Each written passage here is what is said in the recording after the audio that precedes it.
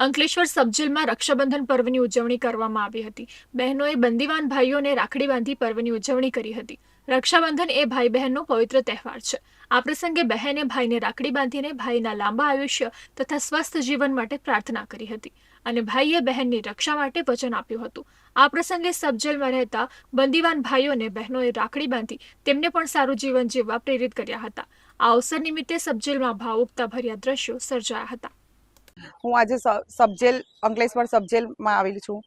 મારા ભાઈને મળવા આવી છું। આ રક્ષાબંધનના આનંદ દિવસના દિવસે હું મારા ભાઈની એવી રાખડી બાંધવા આવી છું અને હું એવું ઈચ્છું છું કે મારો ભાઈ વહેલો આવી જાય અને હું એવું ઈચ્છું કે મારો ભાઈ જલ્દી આવી જાય અને મને આનંદ થાય કે ક્યારે આવે ને આજે મેં એને જોયો અને રાખડી બાંધી તો મને બહુ જ ખુશી થઈ અને હું એવું ઈચ્છું છું કે મારો ભાઈ જલ્દી આવી જાય બસ।